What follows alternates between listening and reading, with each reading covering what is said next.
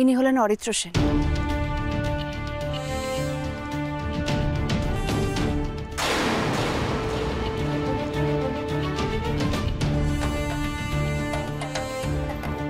উনি একমাত্র আমাকে আশ্বাস দিয়েছিলেন যে রনি যতই ভালো মানুষ সেজে আমাদের সঙ্গে থাকুক, পুলিশের চোখে ধুলো দেওয়ার চেষ্টা করুক না কেন, ও ঠিক ধরা পড়বে।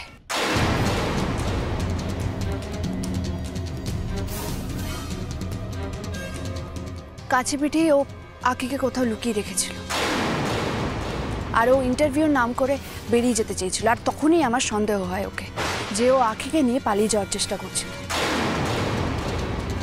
আমরা দুজনেই ওকে চোখে চোখে রাখার চেষ্টা করি। জয়দীপ, কিছু হয়েছে? মানে কোনো সমস্যা? সত্যি করে বলো, আঁকি কোথায়? কোথায় রেখেছো ওকে? বলো কোথায় রেখেছো ওকে? কিছু করোনি তো তুমি আঁকি? মানে কি বলছেনটা কি আপনি? আর তারপর সুযোগ বুঝে ওর গাড়ির ডিকিতে আমি লুকিয়ে পড়ি।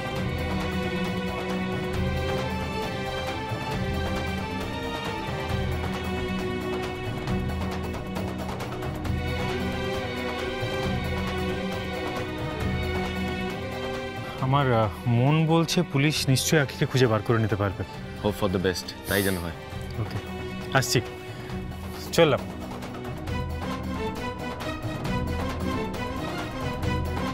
সাবধানে যেও।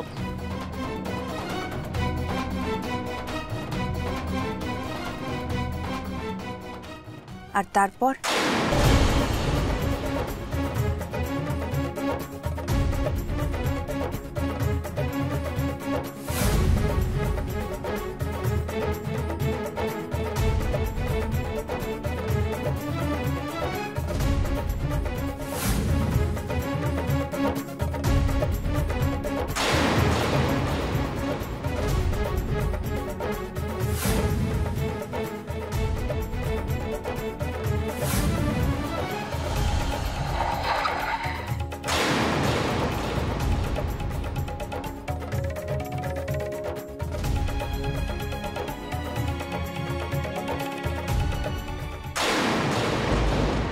বড়দা ভাই, শেষদা ভাই, আই এম সরি। এই পুরো ঘটনাটা আমি আগে থেকেই জানতাম, বলিনি কারণ জয়ী আমাকে বলতে বারণ করেছিল, তাই পুরো ব্যাপারটাই গোপন করে গেছি। আপনারা আর চিন্তা করবেন না, অপরাধী তো ধরা পড়েই গেছে। এত বছর ড্রাগস পাচারের জন্য জেলে ছিল, এবার নারী পাচারের জন্য জেলে যাবে। 10 বছর যাতে তোমাকে জেলের ঘানি টানতে হয় সেই ব্যবস্থা আমি করব। এই তোমরা এই সব কটাকে ভ্যানে তোলো। চলো চলো চলো চলো চলো।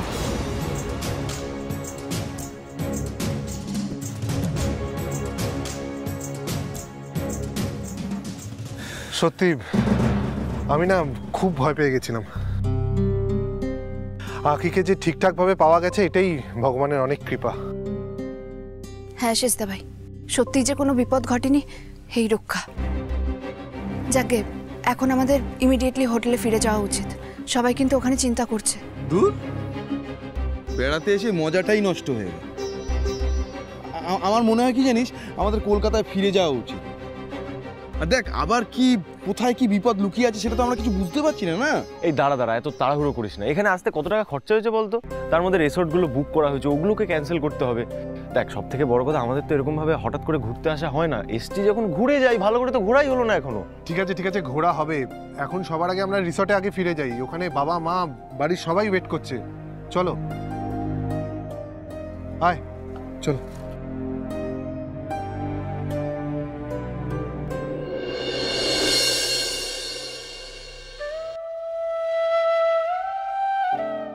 চলো। কোথায় যাচ্ছ তুমি? আরে ভিলেনকে তো পুলিশে তুলে নিয়ে গেছে, হিরো হিরোইন এখানেই থাকবে। শোনো, আজকে কিন্তু আমাদের ফুলসজ্জা হবেই, হ্যাঁ? কেউ আটকাতে পারবে না। আর তাছাড়া আমার কতদিনের শখ বলো তো, এরকম একটা রোম্যান্টিক জঙ্গলে আমার বউয়ের হাত ধরে আমি ঘুরে বেড়াবো, আমাদেরকে কেউ বাধা দেবে না। অনেক দিনের শখ আমার। শোনো শোনো, একটু কাছে এসো। আরে কি করছো বলো তো? তোমার লজ্জা শরম কিছু নেই না? লজ্জা করবে কেন? নিজের বউ বলে কথা। ওদিকে কি দেখছো? ওরা অনেক দূর চলে গেছে। আমরা যদি কিছু করি কেউ দেখতে পাবে না, বিশ্বাস করো। কাছে এসো না, কাছে। আরে কি কি কি করছো? কেউ দেখবে না, আমাদের কেউ দেখবে না বেশি। সরি, আমি বোধহয় ভুল সময়ে চলে এলাম। No no, it's all right. আসলে একটা জরুরি কথা আপনাদেরকে বলার ছিল, সেই জন্যই আসা। হ্যাঁ, কি বলবেন বলছিলেন, বলুন। আরও কিছুদিন আমাদের ডিপার্টমেন্টের অফিসাররা এখানে ঘোরাঘুরি করবে, যদিও আপনাদের চিন্তার কোনো কারণ নেই, আপনারা চাইলে আরও কিছুদিন এখানে থেকেই যেতে পারেন। আর এটা আমার কার্ড, এতে আমার পার্সোনাল ফোন নাম্বারও লেখা রয়েছে। ইন কেস যদি কোনো দরকার পড়ে তাহলে আপনি আমাকে সরাসরি যোগাযোগ করতে পারেন। আপনাকে যে কি বলে ধন্যবাদ জানাবো আমি সত্যিই বুঝতে পারছি না। আপনিই তো একমাত্র আমাকে আশ্বাস দিয়েছিলেন যে আমি আমার বোনকে ঠিক খুঁজে পাবো। Thank you so much. কোনো দরকার হলে আমি নিশ্চয়ই আপনার সঙ্গে যোগাযোগ করব। It's okay, we are always at your service. Anyway, enjoy the tour. আসি।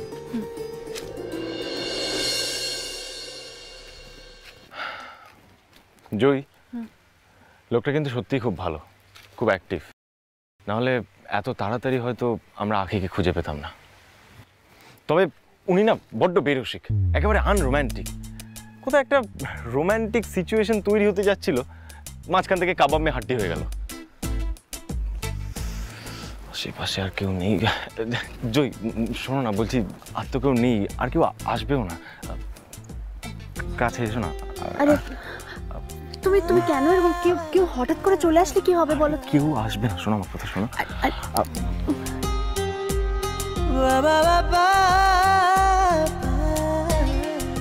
বিভু, জয়ী, তাড়াতাড়ি আয়। আরে বাবা, এরা কেন ডাকে বুঝতে পারছি না। এই তুমি একদম যাবে না, তুমি এখানেই থাকো। ডাকছে তো না, আমার না ইচ্ছা করছে কাঠের মধ্যে মাথাটাকে ঠুকি। বউয়ের সঙ্গে শান্তি মতো একটু প্রেমও করতে দেবে না বাইরে এসে। আরে জয়, এই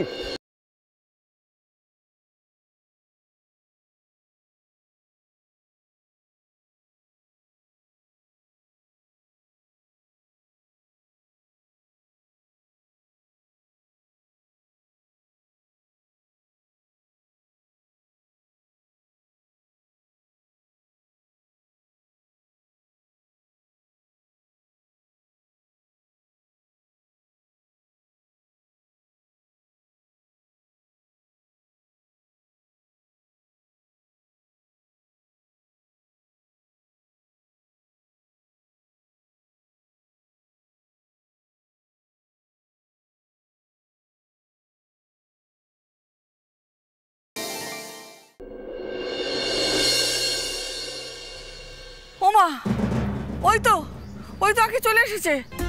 আচ্ছা ছোট মামা, তোমরা ওকে খুঁজে পেলে কোথায়? আর ওকে ধরেই বা নিয়ে গেছিল কেন? কোথায় রেখেছিল ধরে নিয়ে গিয়ে? তোমরা তো আমাদের কিছু না বলেই হঠাৎ করে চলে গেলে। ভয় তো আমাদের বুক কাঁপছে। ইন্দ্র চারদিক ছুটোছুটি করছে। ইন্দ্রর কাছে জানতে পারলাম যে এইসব কাজ নাকি রনি করেছে। তোমরা ওকে ধরতে গেছো। হ্যাঁ মা, তুমি একদম ঠিক শুনেছো, এই সব ওই রনির কাজ। এইসব শুনেই তো তোর বাবা টেনশনে মাথা ঘুরতে শুরু করলো। একবার উঠছে, একবার বসছে, একবার বিছানায় গিয়ে শুচ্ছে। বাবা এখন কেমন আছে? খুব ছটফট করছিল, এখন বিছানায় শুয়ে একটু ঘুমিয়েছে। এদিকে আমরা তিনটে মেয়ে মানুষ ভয় মরে যাচ্ছি। ইন্দ্র কত দিক সামলাবে বলতো? ভয় পাবো না মা, কি হচ্ছে না হচ্ছে ওরা তো আমাদেরকে কিছু জানানোর প্রয়োজনই মনে করছে না। বুঝতেই তো পারছি না আমরা। তোমরা বোঝার চেষ্টা করো, আচমকা এমনভাবে সবকিছু ঘটে গেল না, আমরা কিছু ভাববারই সময় পাইনি। আর জঙ্গলে তো সব জায়গায় নেটওয়ার্কও পাইনি। যাওয়ার সময় শুধু একবার মেজদা ভাইয়ের সাথে কথা হয়েছে। দেখো, তোমরা এইভাবে রাগারাগি করো না, অধিক সন্ন্যাসীতে গাজন নষ্ট হয়। তারপর তোমাদের ওখানে নিয়ে গেলে কি বলতে কি বলে ফেলতে, তাতে নতুন আবার বিপদ কিছু ঘটে যেত। ওই ছেলেটাকেই তখন ধরা যেত না।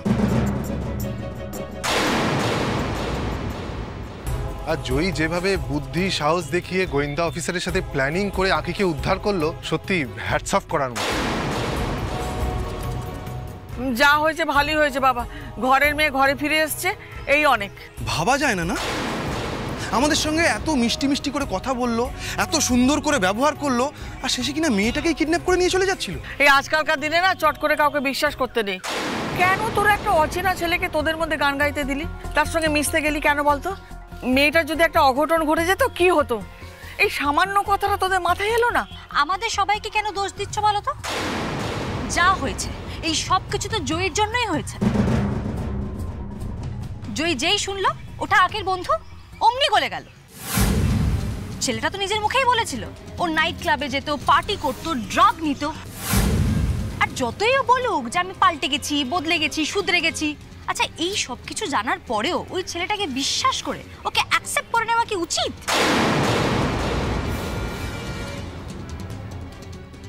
সেই তো, আমিও তো মেনে নিতে পারিনি ওই ছেলেটাকে, কিন্তু জয়ের জন্যই তো আমাদের সবাইকে মেনে নিতে হলো।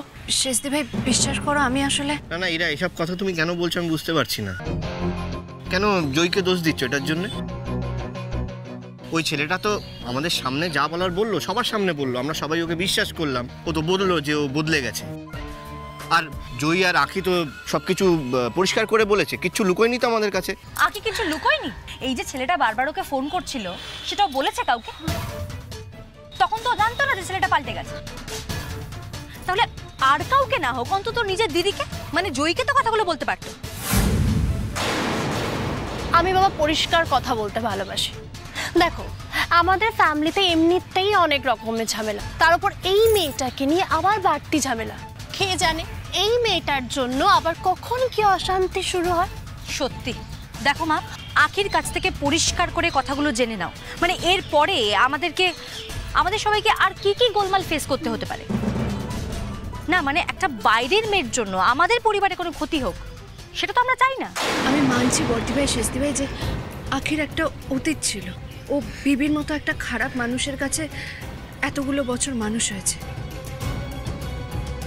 কিন্তু এতে তো ওর কোনো দোষ নেই। আর যাই হোক, আখি এখন সম্পূর্ণ বদলে গেছে। আখি আর আগের মতো নেই। আর সব থেকে বড় কথা, অতীতে ওর সঙ্গে যাই ঘটে থাকুক না কেন, আমরা তো ওকে আর ফেলে দিতে পারি না। না না, ফেলে দেওয়ার কথা তো আসছে না। এখন তো জয়ের বাবা এসে গেছে, জয়ের বোনকে নিয়ে জয়ের বাবা একটা অন্য কোথাও চলে যাক, অন্য কোথাও আলাদা একটা বাড়ি ভাড়া নিয়ে থাকুক।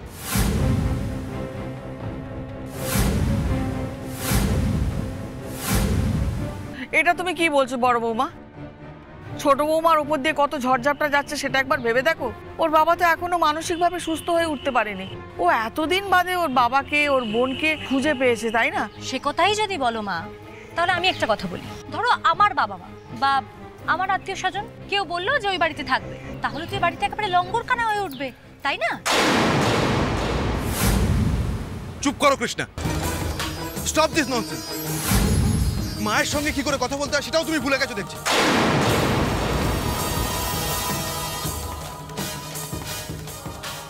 মা মা আমি তোমার কাছে ক্ষমা চাইছি।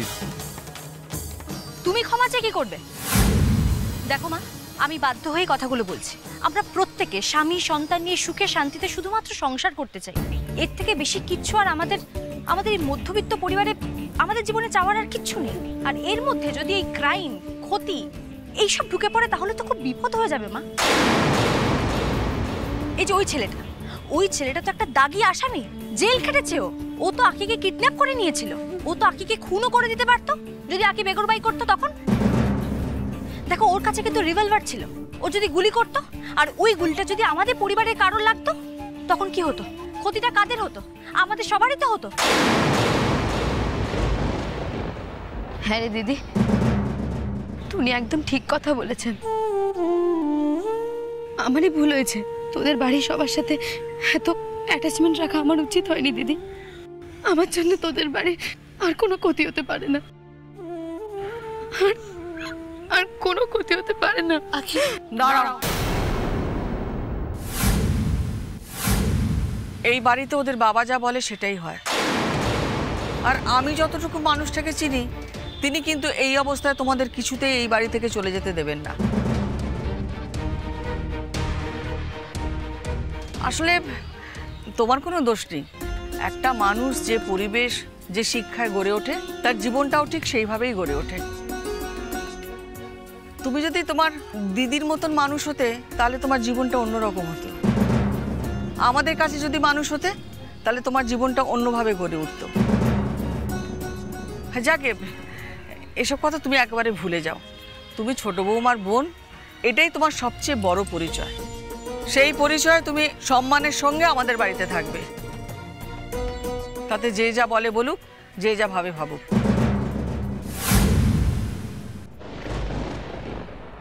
কিন্তু আমিও ভাবছিলাম যে বাবাকে একটা আলাদা ঘর ভাড়া করে দিলে ভালো হয়, মানে ওদের জন্য একটা আলাদা থাকার ব্যবস্থা করে দিলে ভালো হয়। সত্যি তো এইভাবে আর কতদিনই বা থাকবে?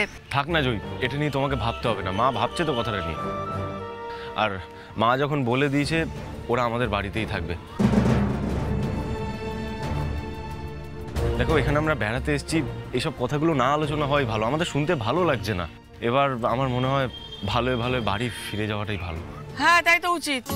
তোরা আয়, আমি গিয়ে তোদের বাবাকে খবরটা দিই। আয়। জয়, একটা কথা তোমাকে বলছি, ওই গোয়েন্দা অফিসার যিনি আছেন ওনার সঙ্গে তো তোমার আবার দহরম মহরম বেশি, তাই তোমাকে বলছি ওনাকে একটু ভালো করে জিজ্ঞাসা করো পুলিশ আদৌ সবটা ঠিকঠাক জানে তো না, মানে রনির চেলা চামুন্ডরা কোথাও আশেপাশে লুকিয়ে নেই তো না, মানে তারা তো আবার সুযোগ পেলেই আমাদের অ্যাটাক করতে পারে, তাই বললাম আর কি। তুমি এভাবে কেন বলছো? সবাই যেটুকু জানে আমিও তো সেটুকুই জানি। উনি তো অপরাধের কথা জেনেই এখানে এসেছেন, আর সবার সামনে ওনার সঙ্গে আমার যোগাযোগ হয়েছে। আমি আর বেশি কি করে জানবো? আমি আপনাদেরকে একটু ডিস্টার্ব করতে এলাম।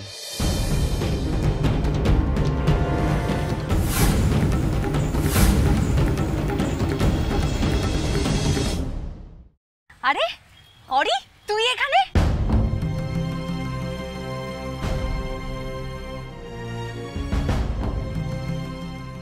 তুই এখানে কি করছিস? আরে এনারা তো সবাই আমার শ্বশুর বাড়ির লোক, আমার সেজো যা, তোর জামাই বাবু, আর ছোট যা আমার জয়, আর দেওরা, সবাই আছে এখানে। আমরা তো এখানে সবাই মিলে ঘুরতে এসেছি। জয়ীর বোন আখি, ও তো কিডন্যাপ হয়ে গেছিল। আচ্ছা ভাই, তুই এখানে কোত্থেকে এলি বলতো? হ্যাঁ, বাবা ফোন করেছিল কদিন আগে। বাবা বলছিল যে রাঙামাসির ছেলে অরিত্র, সে নাকি অনেক বড় হয়ে গেছে, অনেক বড় পোস্টে চাকরি করে, তারপরে এখানে ওখানে সেখানে সারাক্ষণ নাকি ঘুরে ঘুরে বেড়ায়। আচ্ছা, তুই কি গোয়েন্দা দপ্তরে চাকরি করিস? আমি কোন দপ্তরে আছি সেটা এখনই আমি তোকে বলতে পারবো না, আর সে নিয়ে তোকে এখন ভাবতেও হবে না। বাড়ির মেয়ে বাড়িতে ফিরে এসেছে, এটাই তো সব থেকে বড় ব্যাপার, তাই না? এই যে অর্জুন, তুই দাঁড়িয়ে আছো কেন? ওর সঙ্গে আলাপ করো, তোমার শালা বাবু হয়তো। আরে আলাপ আমার ওনার সঙ্গে অনেক আগেই হয়ে গিয়েছে। উনি তো ছদ্মবেশে ওই ছেলেটিকে ধরতে এসেছিল।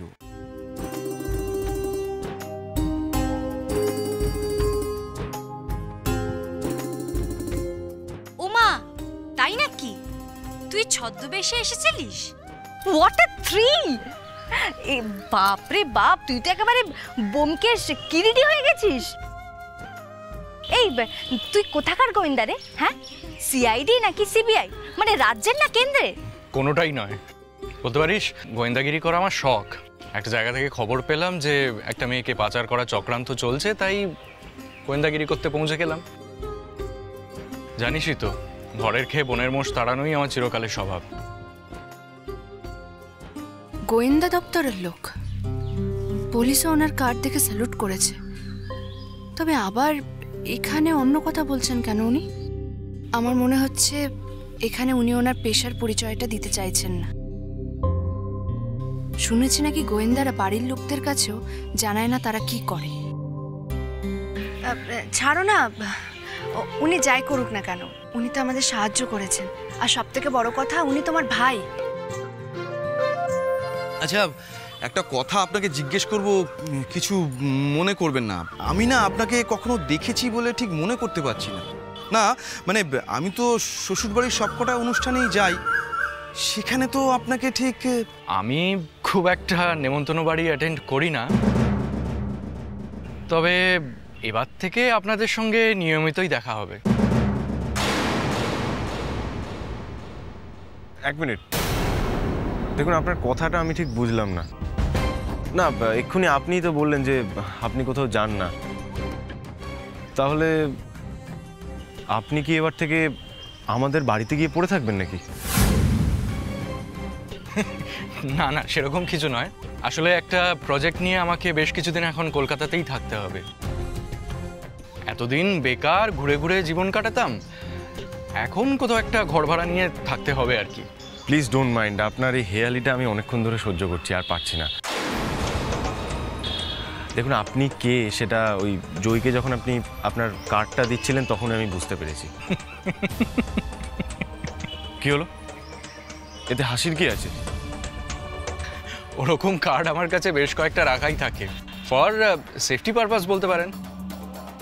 ছাড়ো না, উনি যেটা বলছেন সেটা তো বিশ্বাস করতে আমাদের অসুবিধা নেই। তা কি প্রজেক্ট জানতে পারি?